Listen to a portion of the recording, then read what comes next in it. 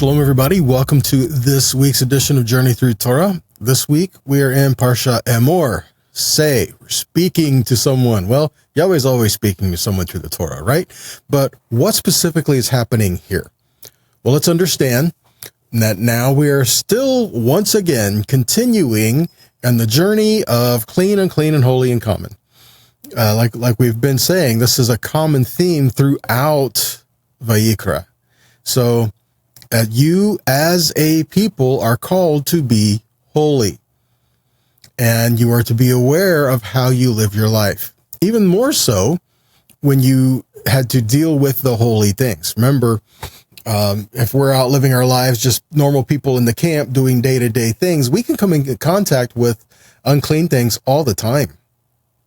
But as the Levites and the Kohanim, they had to be more keenly aware of all of this because they did have to go to the tabernacle and they did handle the holy things. They did take the offerings and put them on the altar. They did do the incense. Remember the Aaron, the high priest, he had to go in and burn the incense, and he had to clean the menorah, and every Shabbat they replaced the bread. And, I mean, all of these things had to be done. Well, so they had to be aware of their lives in these things, even more so than just a common person living among the community of Israel. So this, again, we're showing responsibility for those who have a call to the greater things on their lives. It's kind of like this, you know, Yeshua says, to whom much is given, much is required. You know, we are all to live set apart lives, but it becomes more of a responsibility the closer you get to the holy things. This Yahweh says, he spoke to Aaron, and he said, to those nearest me, I will be consecrated.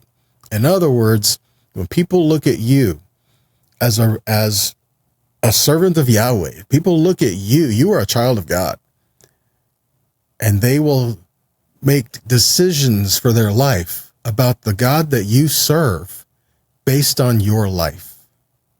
And so like I said, you know, that's wrong, but that's what people do, right? So consider that. How much more would that apply to the priests?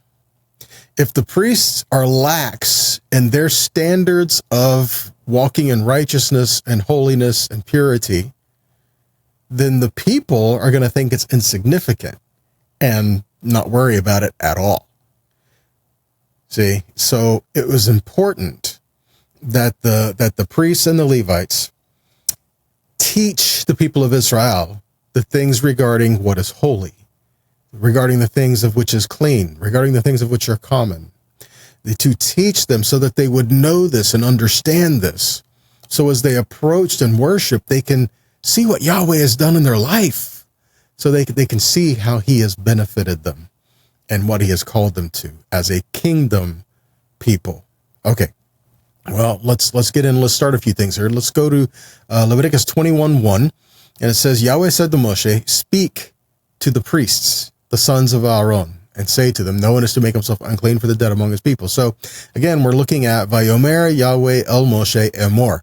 Using this again here. Vayomer is the word Emor, but it's and he said, and spoke Yahweh to Moshe, saying, okay, speak to the priests, the sons of Aaron. This is what we're looking at. So, Vayomer is Emor. We're saying speak. We're saying say. And how does all this relate to what's going on here? Well, let's look at the importance of say and speak.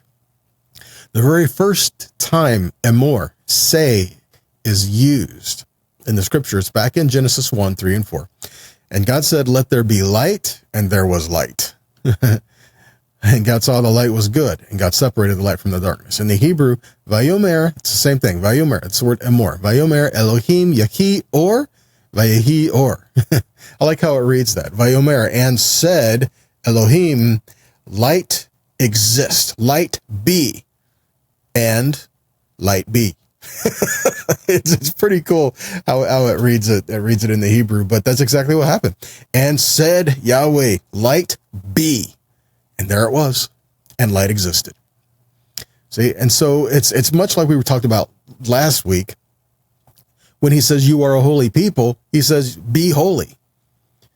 It's very similar to that, because Yahweh is not saying, okay, once you get holy enough, then you can approach me. No, he's saying be holy. Much like he said, light be. He's saying be holy. He is telling you, you are now holy.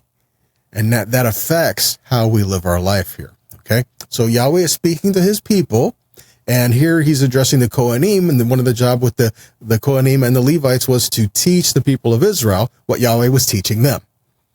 Okay, it's not like Yahweh was teaching the priests and the Levites this hidden secret knowledge that they couldn't tell anybody else. It's a secret. You can't. No, that's not it at all.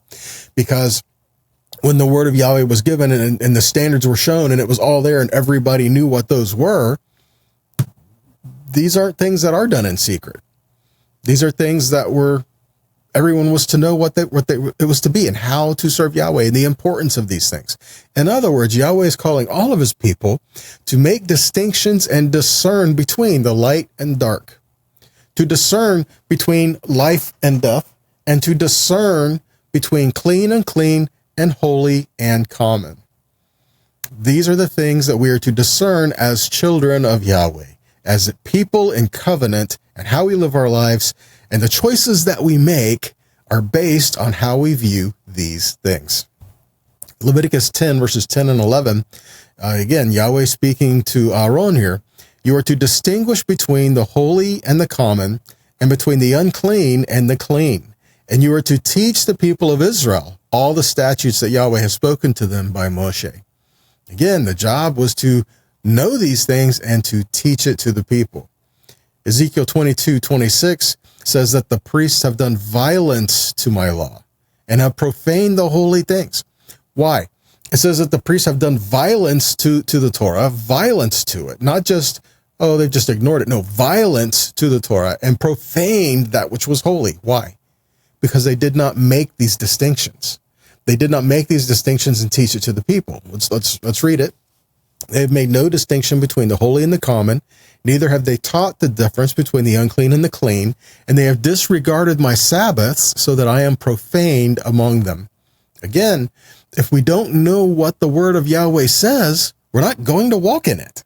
And if we're not walking in it, we're not upholding it, obviously, which means we're profaning it. So again, it's important that we know what the word says and that we learn how to walk in it. Okay? So back to Leviticus 21:1. Yahweh said to Moshe, Emor, speak to the priests. So who's being addressed? This is to the priesthood.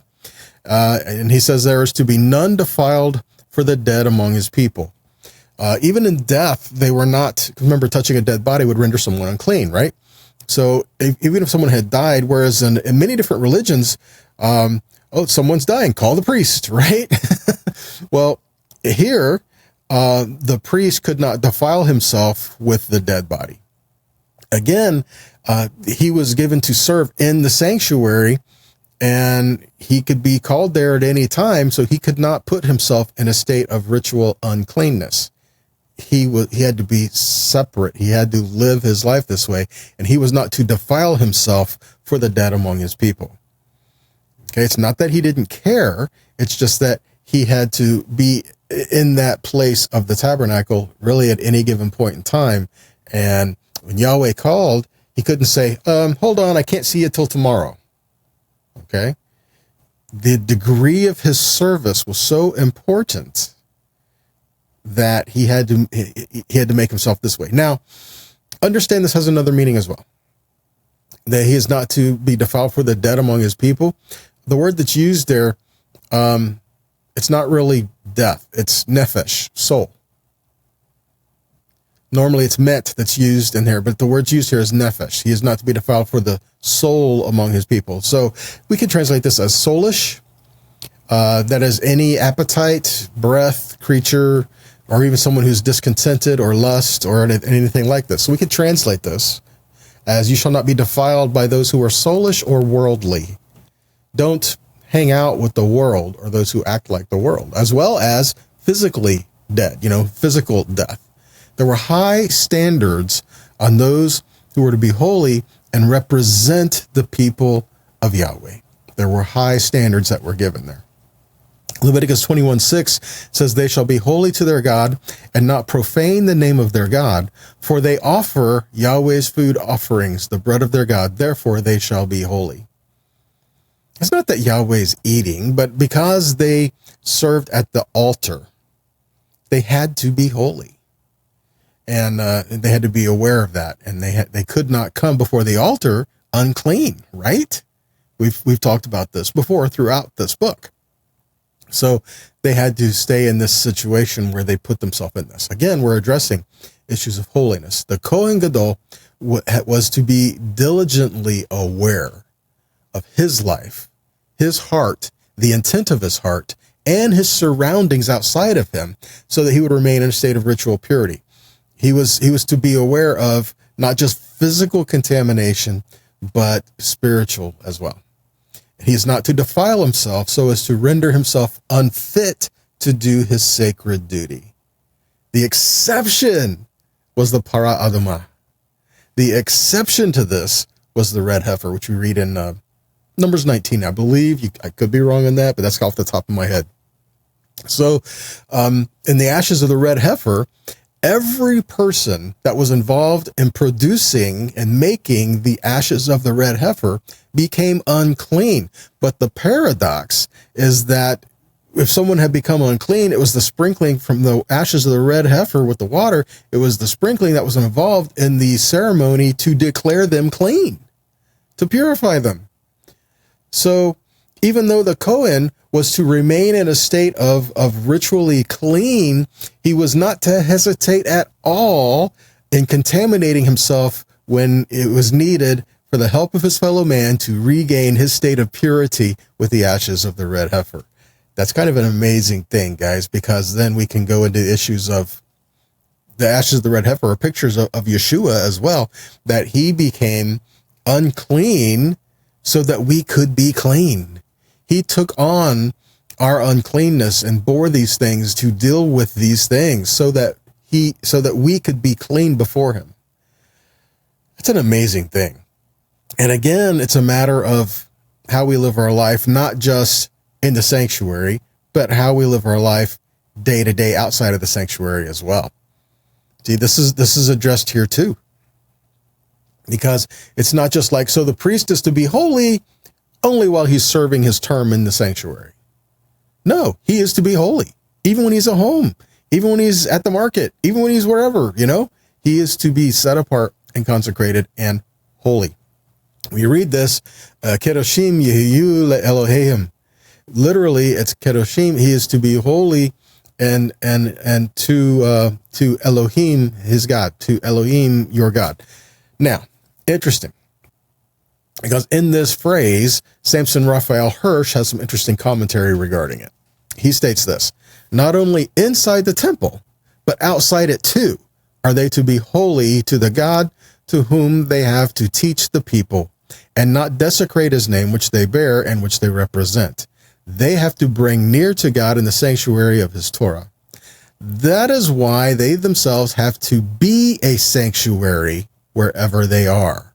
By their way of living, they are to impress the teaching and aims of the sanctuary, for it is only by the life lived outside of the temple that their symbolic procedures inside the temple have meaning. Do you understand what's being said there? He's saying that we have to live our lives outside the sanctuary, outside of the temple, as a holy people, because then it's what happens inside the temple that has meaning to us.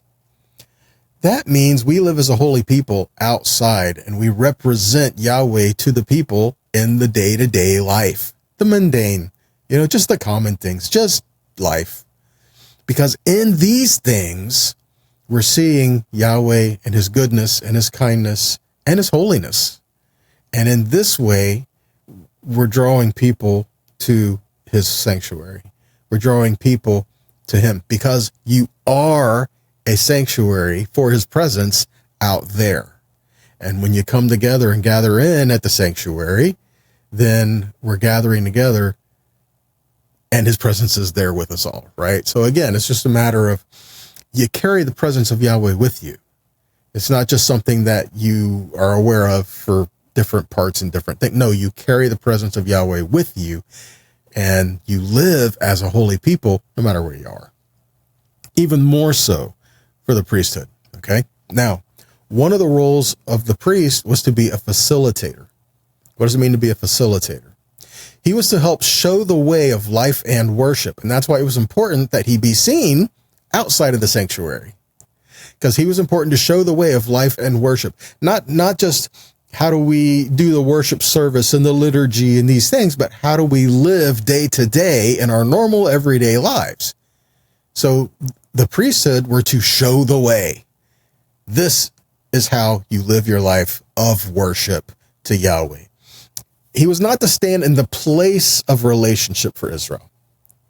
He's not to say, oh, so we're going to do this and the priest will take care of it, so I don't have to worry about it. See, he's not taking the place of your relationship, but he's showing you how to live in relationship in the sanctuary and outside of the sanctuary.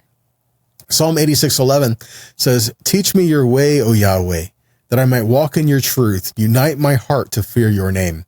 John 14:6 says, Yeshua said, I am the way and the truth and the life. No one comes to the Father except through me. Again, your life teaches the way. Okay. When you represent a king and a kingdom, you need to be aware that you don't live for yourself. When you repent, you don't live for yourself anymore.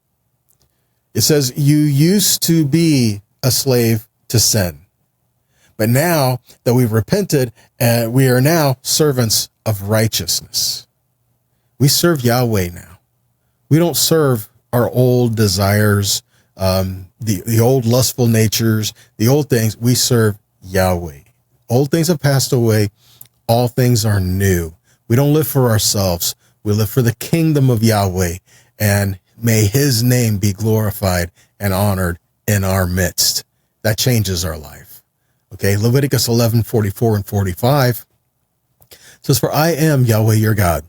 Consecrate yourselves therefore and be holy, for I am holy. You shall not defile yourselves with any swarming thing that crawls on the ground, for I am Yahweh who brought you out of the land of Egypt to be your God. You shall therefore be holy, for I am holy. Leviticus 19:1 and 2. Yahweh spoke to Moshe, saying, speak to the congregation of people of Israel, say to them, you shall be holy, for I, Yahweh your God, am holy. Leviticus 20:7 and 8 says, consecrate yourselves therefore and be holy, for I am Yahweh your God. Keep my statutes and do them. I am Yahweh who sanctifies you. And in Leviticus 21:6 it says, they shall be holy to their God and not profane the name of their God, for they offer Yahweh's food offerings, the bread of their God. Therefore, they shall be holy. All amazing things, right? Okay. Also, in the 2 Corinthians 6:16-18, which, by the way, is quoting from Isaiah 52:11, he says, what agreement does God's temple have with idols? Right? You're not going to bring an idol into the tabernacle or into the temple, right? So with that in mind, keep reading. We are the temple of the living God. Just as God has said, I will dwell in them and walk among them, and I will be their God, and they shall be my people. Therefore, come out from among them and be separate, says Adonai. Touch no unclean thing, then I will take you in. And I will be a father to you, and you shall be my sons and daughters, says Adonai Tzavaot. Again, if you are a temple for Yahweh, if his presence does live in you, then be sure you're not bringing idols to the temple, right? Okay, so it's important to note, as a holy people, we're to live as a holy people, okay? As a people that are set apart and sanctified and redeemed, live that way. You're born again, live like it, right? That's changing how we do things. This was relevant for the people of Israel. This is relevant today, and this will be relevant in the future. All right. Revelation 21:27 says, nothing unclean will ever enter it. Speaking of the New Jerusalem, nor anyone who does what is detestable or false, but only those who are written in the Lamb's book of life. Again, if we are a holy people, and to be a holy people, there only holy things will be in the New Jerusalem. No unclean will enter in, no defilement. And so live as a holy people. 1 Thessalonians 4:7 says, for God did not call us to live an unclean life, but a holy one. Yahweh has set you apart. live that way, and he will equip you to do so. If we surrender to him, it makes it easier instead of fighting it, right? Yahweh, I live for you, but that means I have to die to myself. Yes, it does. Okay. And that's that part of surrender that we need to consider. Peter puts it this way, 1 Peter 1:16-22, it is written, Kedoshim you shall be, for I am Kadosh. If you call on him as Father, the one who judges impartially according to each one's deeds, then live out the time of sojourning in reverent fear. You know that you were redeemed from the futile way of life handed down from your ancestors, not with perishable things such as silver or gold, but with the precious blood like that of a lamb without defect or spot, the blood of Messiah. He was chosen before the foundation of the world, but was revealed in these last times for your sake. Through him, you are believers in God, who raised him from the dead and gave him glory, so that your trust and hope are in God. Now that you have purified your souls in obedience to the truth, leading to sincere brotherly love, love one another fervently from a pure heart. See that? It changes your conduct, changes the way you perceive things. Zechariah 13:1 speaks of that. Yet in that day a spring will be opened to the house of David and the inhabitants of Jerusalem to cleanse them from sin and impurity. He cleanses you from your sin and impurity. So we don't have to live that way anymore. He has forgiven you. He has washed you clean. Now we live different. It's kind of like the idea of a baptism, a mikvah. The old things washed away, coming into resurrection of new life and new things. That's why the idea of clean hands. You know, speak of clean hands. It's not a matter of just the work of my hands, the things they do, may they be good, absolutely. But we're blameless before Yahweh. That's what it means to have clean hands. It's not that just, oh, no, there's dirt, wash them. It's a type of a mikvah, to where when we're observing, when we're looking at our hands, the works of our hands, the things that we do, and we wash them before Yahweh. May the works of my hands be righteous to you, Yahweh. May the things that I do honor you in everything. Psalm 24:3-5 says, may we go up, or who may go up to the mountain of Adonai, and who may stand in his holy place? One with clean hands and a pure heart, who has not lifted his soul in vain nor sworn deceitfully. He will receive a blessing from Adonai, righteousness from the God of his salvation. Ephesians 1:3-8 says, praise be Adonai, the Father of our Lord Yeshua the Messiah, who in the Messiah has blessed us with every spiritual blessing in heaven. In the Messiah, he chose us in love before the creation of the universe to be holy and without defect in his presence. He determined in advance that through Yeshua the Messiah, we would be his sons in keeping with his pleasure and purpose. Verse 6. To be his sons keeping with his pleasure and purpose, verse 6, so that we would bring him praise commensurate with the glory of the grace he gave us through the beloved one. In union with him, through the shedding of his blood, we are set free. Our sins are forgiven. This accords with the wealth of the grace he has lavished on us in all his wisdom and insight. He sets us free. He redeems us, so we live our lives set apart to him. In Yeshua, he cleanses you. He sets you apart, makes you holy. He became unclean so you could be clean. He took this on. He took your sin, your blame, your shame. He took that so you can be clean. And we see this in many different things. One, the process of cleansing put uncleanness on those involved in the process. Like Yom Kippur, right?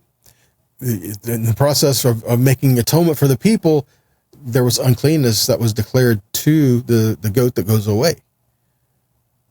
Yom Kippur was a process of providing atonement. Not just talking about forgiveness of sin here. We're talking about atonement.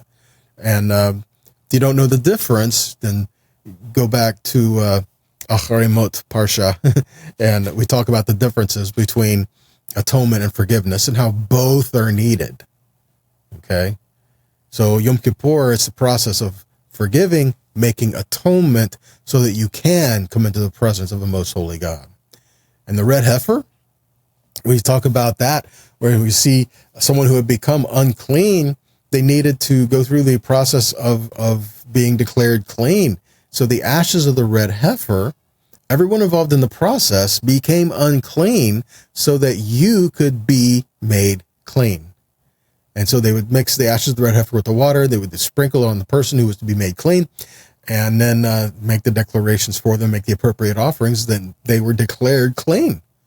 And so that shows us something. It's another picture of Yeshua. In the process of making us clean, he became unclean.